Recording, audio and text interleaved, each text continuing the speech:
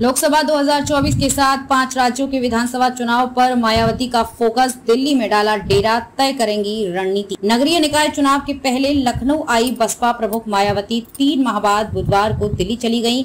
मिजोरम के अलावा छत्तीसगढ़, मध्य प्रदेश, राजस्थान और तेलंगाना राज्य के विधानसभा चुनाव के मद्देनजर पार्टी की तैयारियों पर नजर रखने के साथ ही अगले वर्ष होने वाले लोकसभा चुनाव को लेकर मायावती फिलहाल अब दिल्ली में ही बैठक करेंगी। इस बीच पंजाब में शिरोमणि अकाली दल के भाजपा से गठबंधन की चर्चाओं पर भी पार्टी की नजर है। पंजाब के मौजूदा राजनीतिक हालात पर मायावती जल्द ही दिल्ली में पार्टी पदाधिकारियों की बैठक बुला सकती है।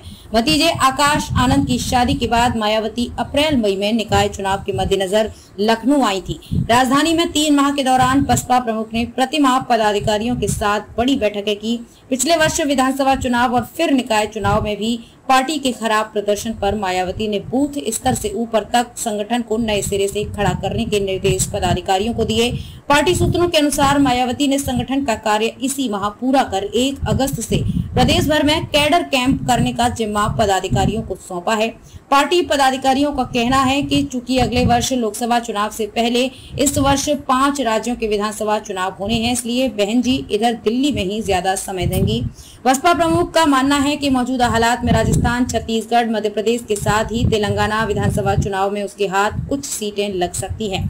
वैसे तो इन राज्यों के चुनाव की कमान मायावती ने पार्टी के नेशनल कोऑर्डिनेटर आकाश आनंद को सौंपी है, लेकिन खुद बसपा प्रमुख दिल्ली में रहकर पदाधिकारियों के साथ बैठकें कर राज्यों की चुनाव तैयारियों पर नजर रखेंगी।